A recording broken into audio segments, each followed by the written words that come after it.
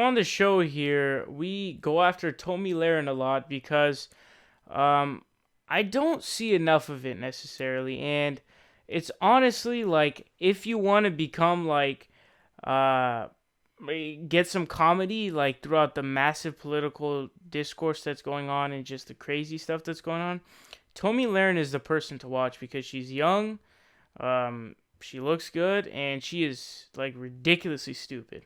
So we got another interesting story here. She was over on Bill Maher on the Real Time show, and this raw story headline says, "Fucking crazy. Rick Wilson slams Tomi Lahren for claim whites are discriminated as much as blacks." If you're making that claim, I have no clue what the fuck you're saying. They say this: conservative Tomi Lahren was flattened Friday night going up against Bill Maher's panel of political experts. Lahren claimed that it wouldn't matter to her if Donald Trump was black. Yeah, fucking right. It wouldn't matter to you. And Michael Eric Dyson brings up a good point. But here, see, I had 3 wives and grabbed a woman like Trump claimed he did. Michael Eric Dyson said that in the hypothetical scenario with black Trump, it wouldn't matter because he would be in jail. That is unbelievably true. They continue. Maher read off a statistic that 32% of Americans think that discrimination against whites is as bad as discrimination against blacks. Lahren tried to pivot to talking about UC Berkeley's protest, but Maher asked the question again. She confessed that she does think that it is as bad. "Since I'm conservative and not a Trump person, let me say this," Wilson began. "That's absurd. That's fucking crazy." Lahren also defended Congress for rescinding President Barack Obama's executive order, making it illegal to dump pollutants in waterways, blah. I don't even know why they go on to say that. But anyways, here's the point, okay? She made the claim that discriminations against white people is at the same level as it is black people. So, and here's something I want to make a point of, and this is something that a lot of people seem to miss.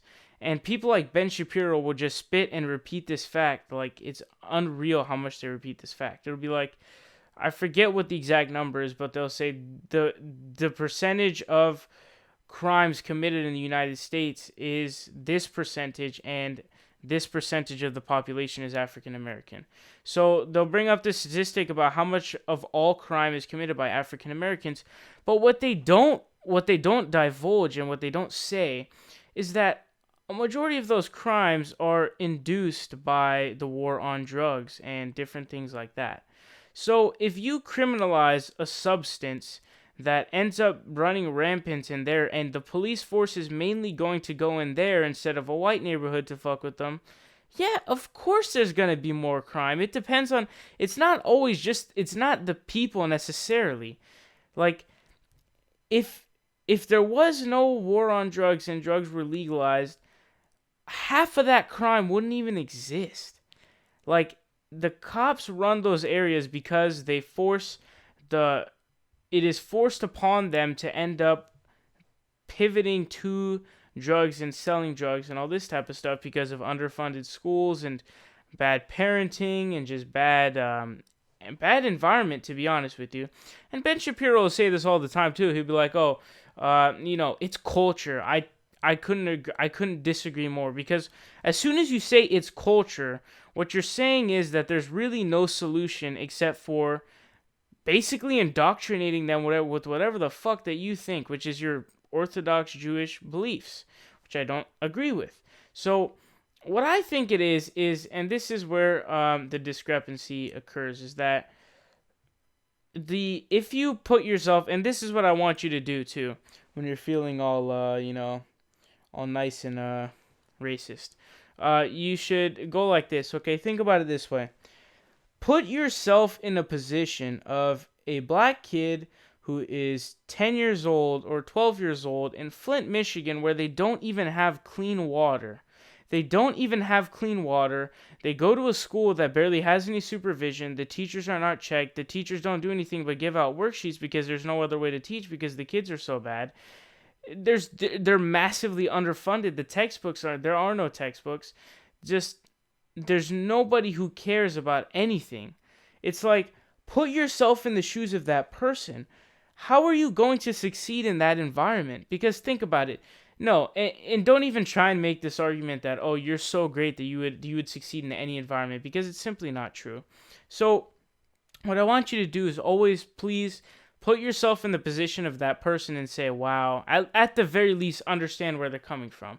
Because being in your position and then just kind of like doing away and just saying, nah, it's bullshit, like that is where my fundamental disagreement is with a lot of right wing conservatives. And I think that the way to solve it is not by more police force, it's not by more brute force, it's not by all this shit.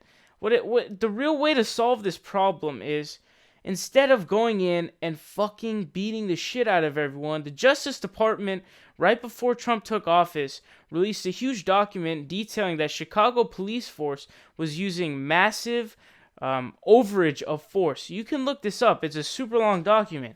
So obviously that's not helping. It's making things worse. So what the real solution to this is, you need to make sure that there's federal funding and regulation of these areas, so that you make sure at the very least these freaking cities have clean water, for Pete's sake. They have clean water. The schools have textbooks. The schools have teachers who care. They have a good environment where kids are helpful and things like that. And the way you prevent murders by getting people to get jobs, you make incentives to get jobs. There in Richmond in California, they literally would go and pay people so that they wouldn't commit crime. And that's how you lower crime. And once people get busy, once they get their job, once they get on track, you're like, there's meaning to life. Like I have a purpose, and that's what it is. So you have to find that. You have, okay, just put yourself in the situation again. You're in Flint.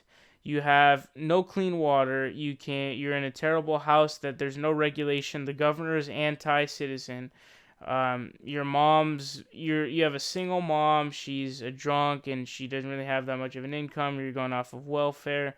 Your dad's gone.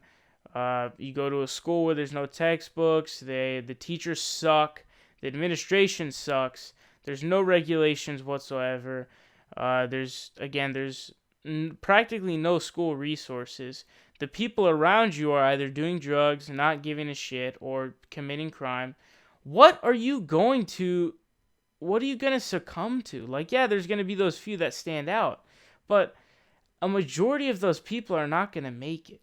So it's honestly ridiculous. So when you say that blacks are discriminated as much as whites, it's honestly unreal. I mean, sure, there are instances where white people are killed by police, right? But the majority of the time we see it's white police or black police killing African Americans who are unarmed.